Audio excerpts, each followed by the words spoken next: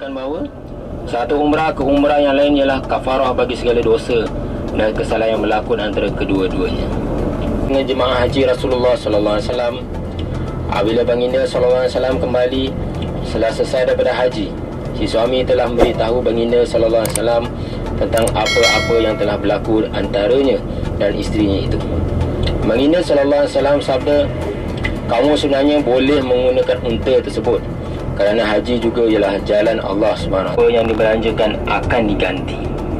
Aku bersumpah dengan nama Allah yang jiwaku dalam genggamannya, apabila seorang itu melakukan labbaik atau takbir, maka segala bahagian tanah yang ada di hadapannya hinggalah ke penghujung dunia juga radhiyallahu anhu. Meriwayatkan bahawa Rasulullah sallallahu alaihi wasallam sabda, susudilah antara haji dan umrah kerana kedua-duanya akan menjauhkan kemiskinan dan dosa-dosa sebagaimana dapur tempah menjauhkan karat daripada besi, emas dan dosa sebagaimana dapur tempah menjauhkan kekotoran daripada besi. Sebab hadis lagi berbunyi, adimul hajja wal umrata lillah, yakni sentiasalah kamu mengerjakan haji dan umrah kerana Allah SWT, kerana kedua-duanya itu menghapuskan kemiskinan dan dosa-dosa sebagaimana kinan dan dosa-dosa sebagaimana api menjauhkan karat dari besi. Dalam hadis yang lain pula menyatakan bahawa menyusuli antara haji dan umrah akan menyenangkan umur. Sayyidina Abu Hurairah radhiyallahu anhu meriwayatkan bahawa Rasulullah sallallahu alaihi wasallam sabda, jihad bagi orang-orang tua, seorang yang lemah semangat, tidak mampu untuk berdepan dengan musuh. Maka bagi Ummi Salamah radhiyallahu anha, anna Rasulullah sallallahu alaihi wasallam qala, man ahalla bi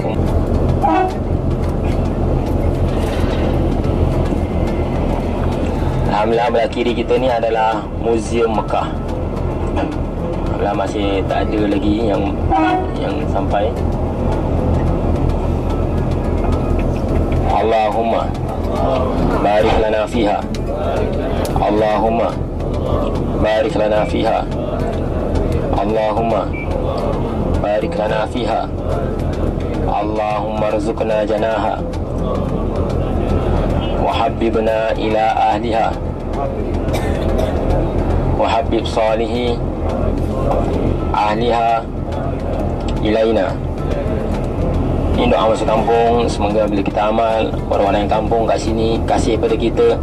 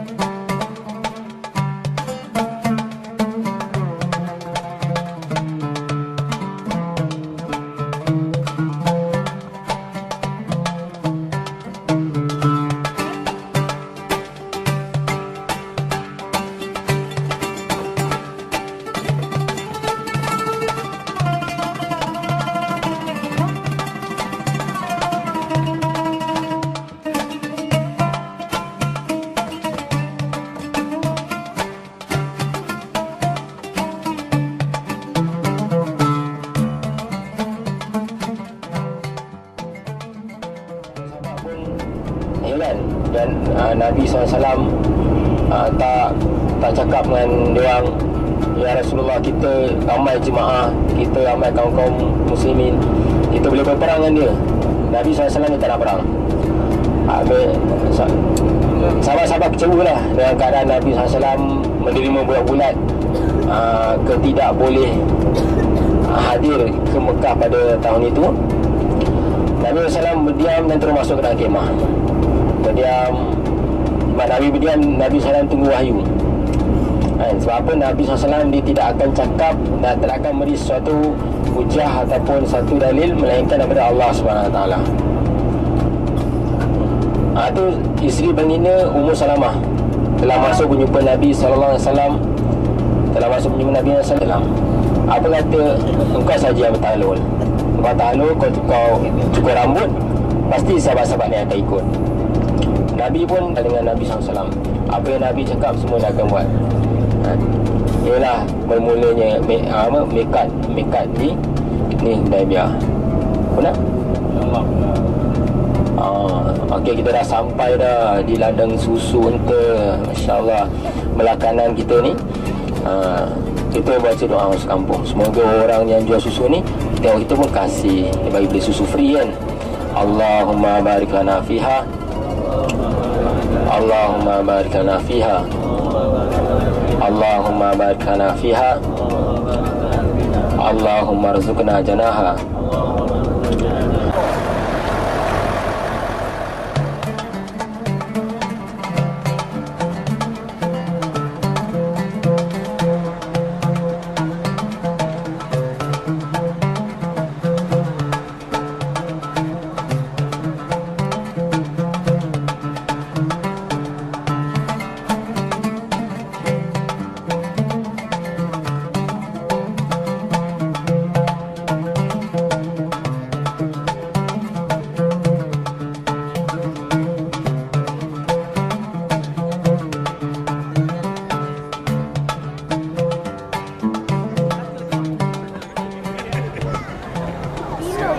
Kita berada di ladang unta berdekatan dengan Hudaibiyah, masih di Tanah Haram.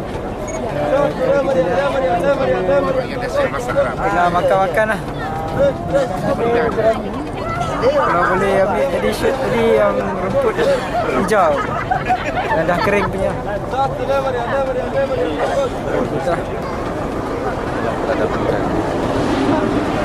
Dalam ziarah yang kedua pada hari ini.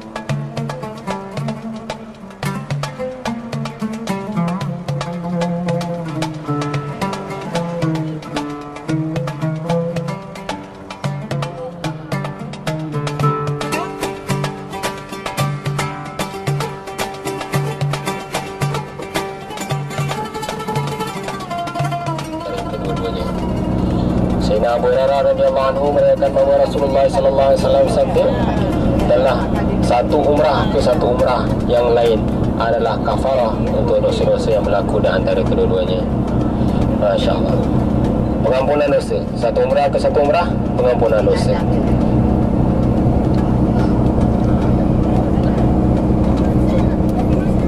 Satu hadis lagi yang lain, satu umrah ke umrah yang lain ialah kafarah bagi segala dosa dan kesalahan yang berlaku di antara kedua-duanya. Kita betulkan ya, kita buat umrah semata-mata kerana Allah SWT, dan kita harapkan keredaan Allah SWT. Setiap masa dan keadaan kita mesti cek niat kita. Cek niat kita untuk apa? Supaya kita tak timbul perasaan riak, tak timbul perasaan takabur dan sombong kepada Allah SWT. Penting kita jaga niat. Sebab apa? Syaitan tidak akan boleh menyesatkan orang yang ikhlas. Orang yang ikhlas, niat dia betul untuk mengerjakan sesuatu kerana Allah, itu syaitan yang tidak akan dapat sesatkan dia.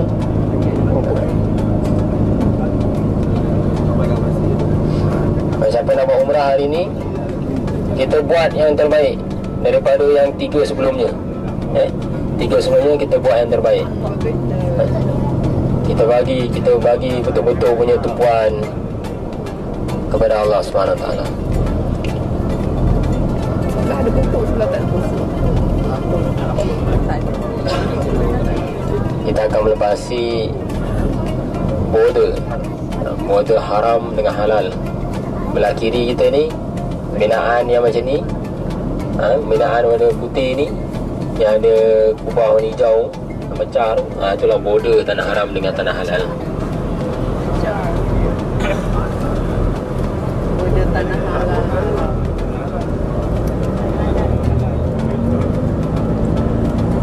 Ulama' tidak menganjurkan untuk tinggal lama di bumi tanah haram ni. Sebab apa? Sebab satu kebaikan 100,000 pahala ni, dan satu kejahatan bersamaan dengan 100,000 kejahatan. Itu yang ulama' tak sanggup. Sebab apa? Kita tak akan dapat lari daripada membuat salah. Kita bukan Nabi SAW, kita bukan para Nabi. Kita adalah manusia yang berdosa. Kita tak masuk. Sebab mereka tahu kelebihan dia sangat besar. Kita ni dah tak bersama Nabi SAW. Nabi SAW dia kasih pada umat dia, dia sayang pada umat dia, dia tahu umat dia cinta kepada dia. Nabi SAW dia kepada sahabat, kau tahu tak sahabat, berbahagialah. Nabi ulang tuba ni 7 kali. Berbahagialah sebanyak 7 kali mereka yang beriman dengan aku dan tidak melihat aku. Beriman dengan aku tak melihat kita lah. Nabi kata berbahagialah 7 kali Nabi sebut. Mereka yang beriman dengan aku dan tidak melihat aku. Allah Akbar. Nabi kasih sayang pada umat dia yang akhir zaman ni, yang kita tidak sempat bersama Nabi SAW, yang tak dapat seperti mana sahabat-sahabat radhiyallahu anhum. Nabi SAW bagi ganjaran. Daripada Ali bin Abbas radhiyallahu anhu qala ja'at Ummu Sulaim radhiyallahu anha ila Rasulillah sallallahu alaihi wasallam faqalat. Jadi ingat kita. Jadi tanda kita mengingati dia adalah kita berselawat kepada Nabi sallallahu alaihi wasallam. Allahumma salli ala sayyidina Muhammad wa ala ali sayyidina Muhammad. Kita sama berselawat. Allahumma salli ala sayyidina Muhammad wa ala ali sayyidina Muhammad. Macam mana kita nak istiqamah dalam selawat? Ulama-ulama telah beri garis panduan, garis panduan untuk kita berselawat kepada Nabi SAW. Satu, kita akan sentiasa berselawat di dalam semayang kita, di dalam tahiyat awal kita, di tahiyat akhir kita. Itu memang kita kena selawat. Kita kena paksa selawat. Jadi macam mana dengan kerelaan hati kita, kita berselawat kepada Nabi SAW, tanda kita cinta kepada Nabi SAW. Dan kita dah sibuk dengan dunia, dengan kerja kita, macam mana kita nak tanda cinta Nabi SAW? Ulama telah beri garis panduan 100 pagi, 100 petang kita berselawat kepada Nabi SAW. InsyaAllah semua boleh amal, insyaAllah InsyaAllah hidup kita 60-70 tahun 100 kali apa salahnya, dan tanda kita cinta kepada Nabi SAW. Depan kita, belakangan kita ni adalah Masjid Hudaybiyah. Semua akan berniat ihram di sini ya. Dalam masjid lepas mai sunat ihram kita berniatlah masing-masing ya. Sendiri-sendiri niat.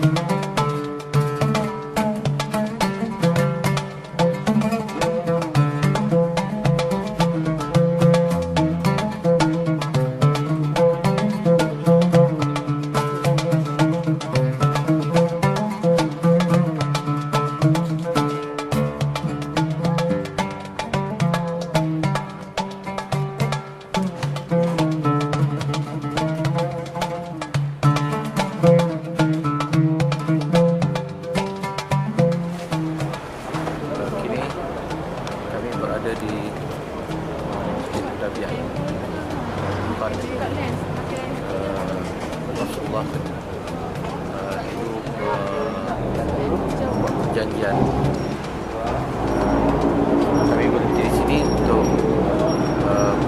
berbukat bagi sesiapa yang nak menunaikan mengerjakan ibadah umrah tambahan. So di sinilah tempat.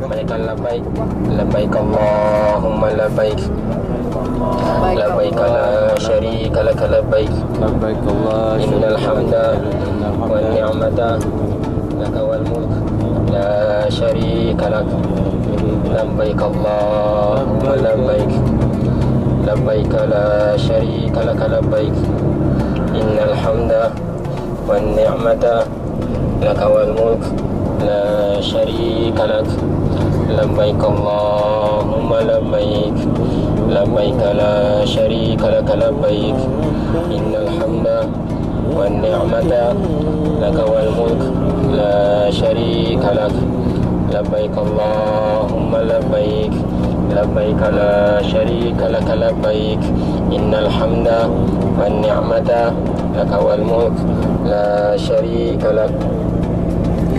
Apabila kita berniat mikot di Hudaybiyah, bagi mereka yang mengambil kesempatan membuat umrah, sikit lagi kita akan hampir ke sempadan Tanah Haram. Siapa yang belum niat boleh niat dan niat jaga bentar larang, jaga bentar larang dan betulkan niat buat menjaga umrah semata-mata kerana Allah SWT. Dan kita telah hidupkan sunnah Nabi sallallahu alaihi wasallam. Man ahya sunnati faqad habbani wa man ahabbani kana ma'i fi jannah. Barang siapa yang hidupkan sunnahku, semuanya ia cinta pada aku. Dan orang yang cinta pada aku adalah ia bersama aku dalam syurga. Allah. Qul in kuntum tuhibbuna Allah fattabi'uni yuhibbukumullah wa yaghfir lakum dhunubakum wallahu ghafurur rahim. Katakanlah wahai Muhammad, in kuntum tuhibbuna Allah, sekiranya kamu semua cinta pada Allah, fattabi'uni, maka ikutilah aku, yakni Muhammad sallallahu alaihi wasallam. Setelah dapat apa-apa menghidupkan sunnah Nabi SAW, sebab Nabi SAW pernah bermikot di sini dan kita pun buat mikot umrah di sini. Kita telah hidupkan sunnah Nabi SAW dan kita Nabi SAW sabda, man tamassaka bi sunnati inda fasadi ummati falahu ajru mi'ati syahid. Barang siapa yang man tamassaka bi sunnati, berpegang teguh dengan sunnahku, inda fasadi ummati, ketika zaman kerosakan umatku, falahu ajru mi'ati syahid, maka baginya ganjaran 100 pahala mati syahid. Allah Akbar. Ini pahala 100 pahala mati syahid. Atau kita kat tanah haram lagi, dan kita menghala ke tanah haram, masya-Allah, lagi banyak pahala. Buat umrah teruskan banyakkan talbiyah ataupun banyakkan istighfar, banyakkan selawat kepada Nabi SAW. Yang tak buat umrah, banyakkan selawat kepada Nabi SAW, dan banyakkan istighfar, banyakkan zikir mengingati Allah SWT. Makan dengan tangan kanan, minum dengan tangan kanan. Kita amalkan sunnah Nabi SAW.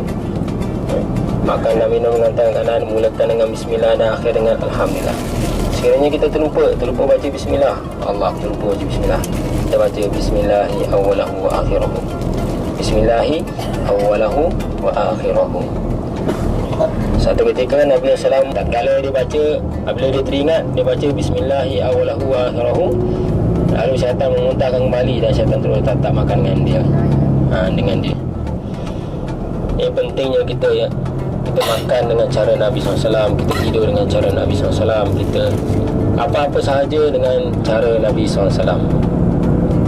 Sebenarnya perjalanan ini saya akan bacakan hadis-hadis Nabi SAW mengenai fadilat haji, kelebihan haji dan umrah. Satu hadis Nabi SAW, an Abi Sa'id al-Khudri radhiyallahu anhu anna Rasulullah sallallahu alaihi wasallam qala yaqulu Allah subhanahu wa ta'ala inna 'abdan sahhatu lahu jismahu wa wasa'tu 'alaihi fil ma'isyati tamdi 'alaihi khamsatu awamin la yafidu ilayya la mahrumun. Rawahu Ibnu Hibban.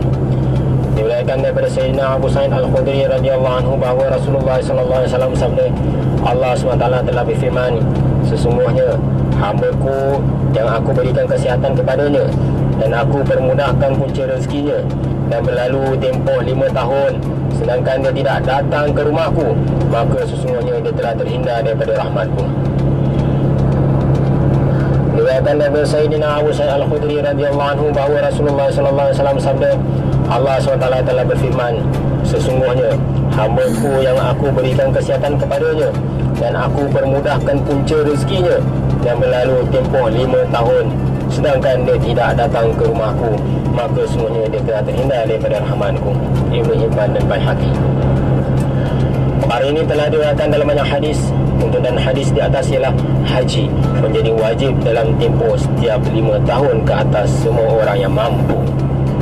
Tetapi dalam hadis-hadis yang lain, Nabi SAW telah menjelaskan bahawa haji itu hanya fardu sekali seumur hidup. Jadi hukum fardu tidak tersabit daripada hadis di atas. Walau bagaimanapun, kita tidak dapat mengingkari tentang terhindarnya seorang itu daripada kebaikan dan keberkatan setelah Allah SWT sendiri yang firmankan, dan Allah SWT juga yang memberi kepadanya kesihatan dan keluasan rezeki. Dalam keadaan yang sedemikian, yakni mampu untuk melakukan haji, maka hendaklah seorang itu pergi menggunakan haji jika tiada urusan agama yang lain yang lebih penting. Tapi jika ada urusan keagamaan lain yang lebih penting, maka urusan itu seharusnya didahulukan. Demikian juga jika terdapat terlalu ramai orang-orang fakir miskin, maka sedekah adalah lebih afdal daripada haji sunan. Diriwayatkan bahawa Nabi SAW telah bersabda, mana-mana lelaki atau wanita yang tidak membelanjakan hartanya pada tempat yang diredai Allah SWT kerana bakhil, maka dia akan membelanjakan lebih banyak hartanya pada tempat yang dimurkai Allah SWT. Dan sesiapa yang menangguhkan hajinya kerana sesuatu maksud keduniaan, maka sebelum maksudnya itu tercapai, dia akan melihat kepulangan para haji yang sudah selesai daripada ibadah haji mereka. Dan sesiapa yang tidak bertindak untuk berusaha menolong saudari Islamnya yang memerlukan bantuan, maka dia akan terpaksa menolong dalam sesuatu perbuatan dosa yang dia tidak akan mendapat sebarang pahala daripadanya.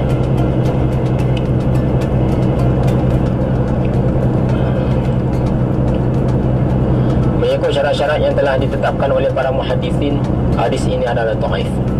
Tetapi dalam perkara-perkara tawhid atau tarhib, memberi galakan ataupun ancaman yang sebegini, hadis-hadis dhaif pun boleh diguna pakai. Oleh kerana itulah para muhaddisin tidak menolak hadis di atas. Tanpa kita mengambil kira hadis di atas, Pengalaman-pengalaman pun mengukuhkan kenyataan bahawa mereka yang selalu mengelak daripada perkara kebaikan biasanya akan terjebak dengan kes-kes mahkamah dan lain-lain, serta pemberian-pemberian rasuah. Malah lebih teruk daripada itu, hartanya akan terguna untuk tempat-tempat haram, kelab-kelab malam, panggung wayang dan sebagainya.